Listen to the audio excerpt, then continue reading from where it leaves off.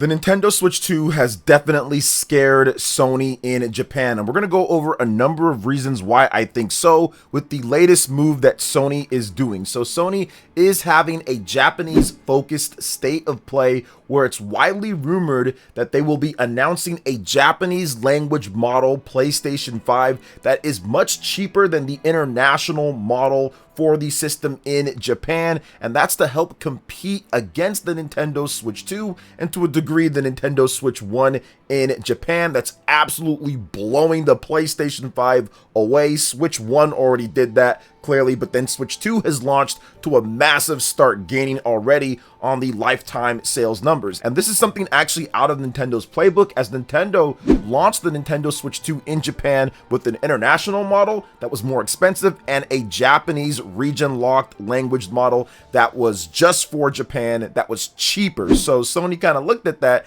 and saw, okay, well, maybe we can do something there, as the PlayStation 5 has got multiple price increases over the years in Japan. So we all know the Nintendo Switch 2 sales are off to a really good start. At its pace that it's at, it might actually top the PlayStation 5 total sales in Japan by next year, depending on what software comes out and the amount of stock that Nintendo can push there. If Pokemon Gen 10 and a brand new 3D Mario or Animal Crossing or something major is announced and comes out, obviously Nintendo's going to push a lot more units there, especially with that Mario movie that's set to come out early next year. So if we get Gen 10 Pokemon plus Mario plus Splatoon, Raiders, and the next tease of something, and Fire Emblem, and all these different games, Nintendo could actually get near or surpass that overall sales in Japan for the PlayStation 5, which would be record-breaking time overall, considering the PS5 has already been out for 5 years in Japan.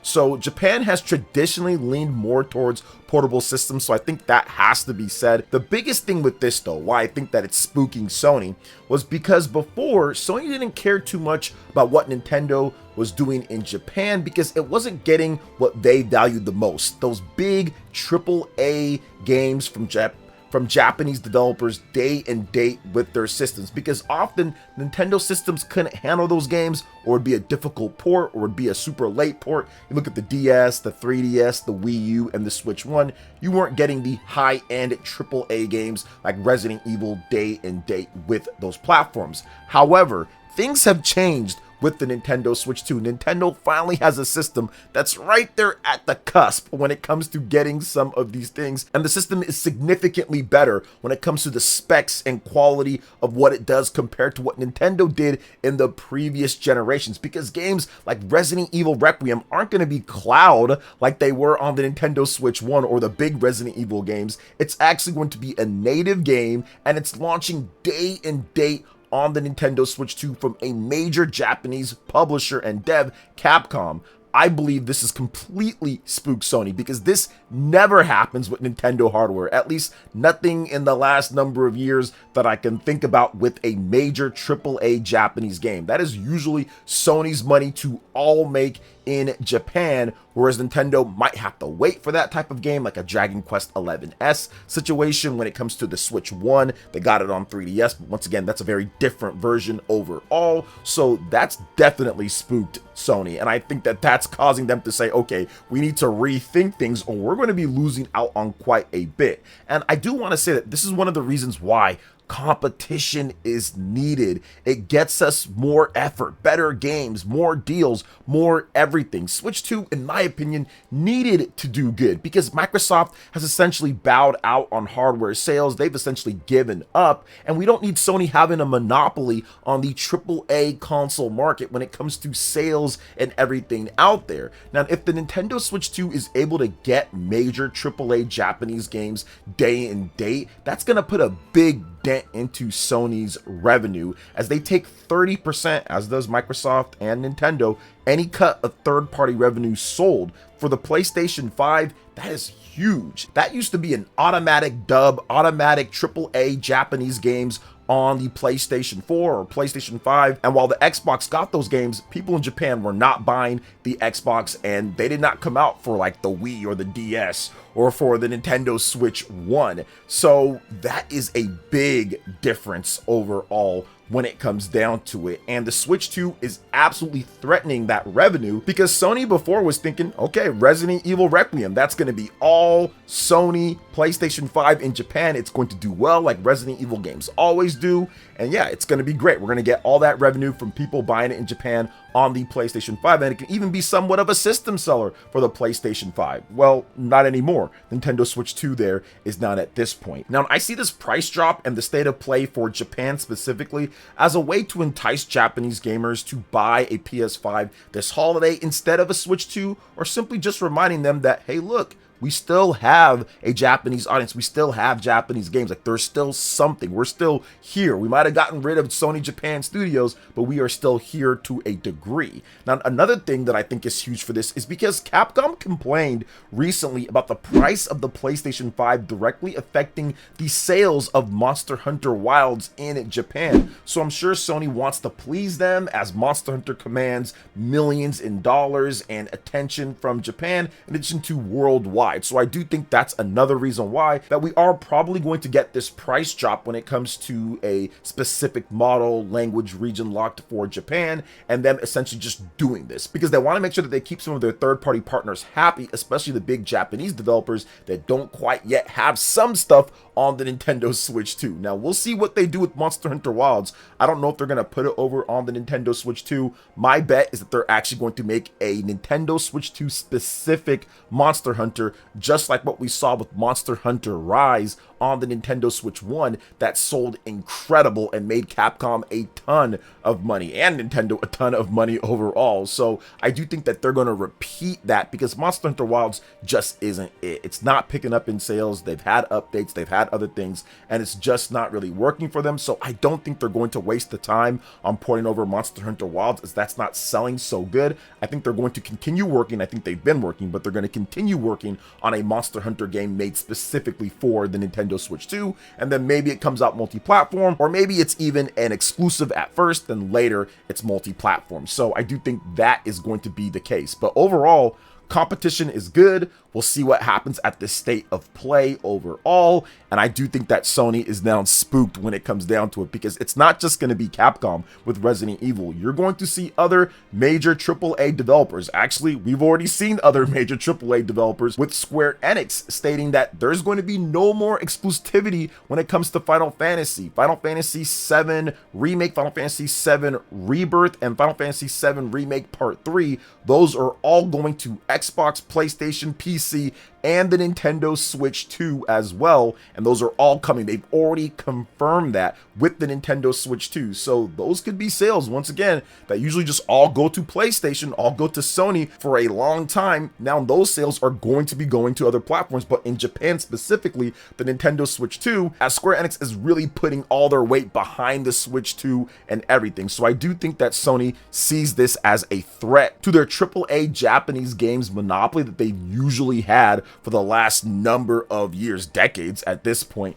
overall. So what do you guys think about this when it comes to everything that I talked about? Let me know in the comment section. But before we get to the next topic, please make sure you hit that like button, subscribe if you are someone new, and click that notification bell to get my videos as soon as they drop. Okay, next up, we've got some big updates for the Nintendo Switch 1 and the Nintendo Switch 2. A brand new system version 21.00 is now available for both platforms. It looks like the Nintendo Switch 2 though got a lot more things added in, so we're going to break down everything there, and I'll also put up afterwards the Nintendo Switch 1 patch notes as well. So let's go ahead and start off here because there's some good stuff. So added symbols above software icons displayed on the home menu to indicate whether the software is a physical or digital version, which is definitely good. When multiple software downloads are in progress, there is now an option to cancel all. If a console bundle includes a software download, there will now be an icon to receive software. It will display if the system is connected to the internet. The icon will launch the Nintendo eShop, and you can proceed to the downloadable software.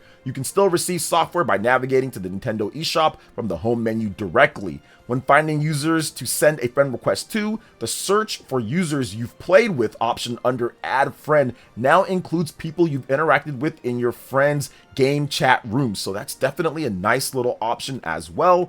Added the ability to download data for a virtual game card, even if the use online license setting is turned off. This option is available in the options of a virtual game card when access virtual game cards from the home menu. So that's going to be a good thing for people who maybe do all that. I don't, but it's cool. I think it sounds good. Let me know in the chat if it's good or not. The following updates have been made for game chat. The game will not automatically go to sleep while chatting. The option to turn off chat audio panning has been added. Chat can continue if the console goes from TV mode, dock to handheld, or table mode, where this scenario changes the internet from a wired connection to a wireless connection. Definitely good there if you want to undock it or dock it. Absolutely some nice changes there. The following updates have also been made in accessibility and system settings. When use text-to-speech is turned on, the description of the predictive conversation character on the Japanese keyboard is now read aloud. The upper limit of text-to-speech was increased from 300 to 400%.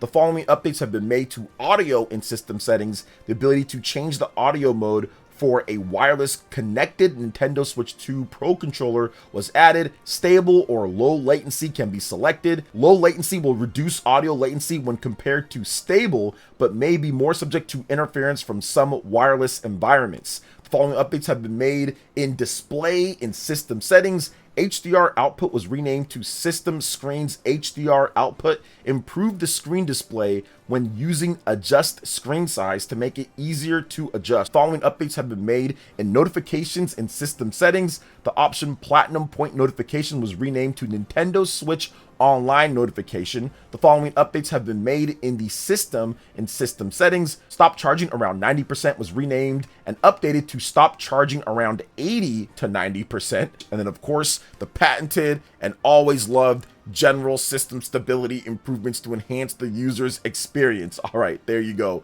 We also have some Switch update version 21.00 notes, so you can check that out on screen right here as well. And yeah, this seems to be a very expansive and good update. A lot of quality of life behind the scenes type of things, little stuff that was kind of annoying here and there, that was fixed for me. The software, seeing the icon, whether it's digital or physical, that's nice. I do want to check out the different audio profiles for the Pro Controller, see if that's better. The game chat stuff is nice as well. I do like that, so you don't get more disconnections and all of that. So there's a lot of good stuff here added in. The virtual game card things, I have to actually check out and see more of that, but it does seem like it's okay. I've had some issues with the HDR when it comes to my capture card on my monitor, so I'm hoping that there was some type of background HDR update, or Nintendo did some other things, because some people were saying that the HDR isn't real HDR on the Nintendo Switch 2 with the peak brightness and all that. So maybe they made some other things there and we can test it out just to see how it is, because the HDR is a little funky when it comes to the Nintendo Switch 2. So I hope they get some more updates there and it fixes more of the stuff, adds in more features that people are looking for. So definitely a good update. What do you guys think about it? You can let me know in the comment section below. But all right, next up, we're going to go to the Black Friday deals that are going down with the Nintendo Switch 1 and by proxy Nintendo Switch 2, considering the software and backwards compatibility. Now there's a bunch of stuff that is happening, but I want to go over the deals on the physical Nintendo Switch 1 games, because now is the time to pick up some of these games, because you don't know what's happening in the future with them and how much Nintendo is even going to produce with the Nintendo Switch 2 being a thing. But I do think that Nintendo's going to want to keep these games around, because not at this point, you're just selling them for pretty good prices and you're making money on them. So let's talk about beginning on November 23rd. Select retailers, including both the official Nintendo US stores, will offer deals on physical versions of Nintendo Switch games. Princess Peach Showtime, The Legend of Zelda Echoes of Wisdom, Donkey Kong Country Returns HD, Luigi's Mansion 3, and Kirby's Return to Dreamland Deluxe will all be $40 each. And Super Mario Odyssey, Nintendo Switch Sports, Paper Mario The Thousand Year Door, and Splatoon 3 will be $30 each. So if I had to pick out of those when it comes to a holiday guide, definitely get Super Mario Odyssey if you haven't picked that up yet.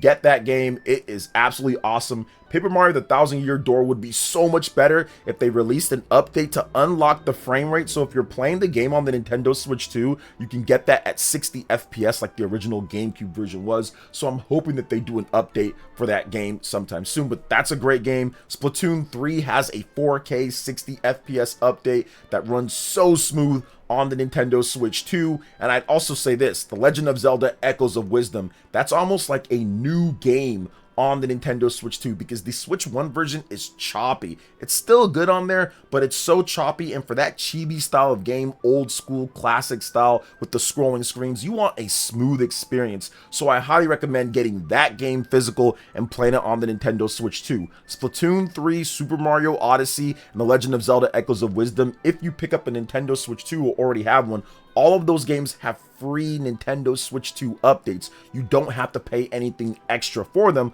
like The Legend of Zelda Tears of the Kingdom and Breath of the Wild. Those have $10 updates, or if you have NSO plus expansion pack, you can get those updates at no additional cost. So I recommend for those picking up a Nintendo Switch 2, definitely check out those 3 games that I talked about, and hopefully games like Luigi's Mansion or Princess Peach Showtime and some of these other titles get some updates to run even better on the Nintendo Switch 2. But yeah, I highly recommend Super Mario Odyssey, Splatoon 3, Legend of Zelda Echoes of Wisdom, and even Donkey Kong Country Returns HD, even though that is a Wii game ported over, might be a little bit overpriced with that standard $60 MSRP, but on the Nintendo Switch 2, there was a few frame rate drops on Switch 1, but on Switch 2, it runs flawless now. So even if you're looking for some great 2D side-scrolling action, but yeah, great Black Friday holiday sales overall. There's also some deals on a micro SD Express card. You get $20 off a Samsung one, in addition to some discounts on some Amiibo, Street Fighter 6 Amiibo as well. So if you're interested in that, you can check it out.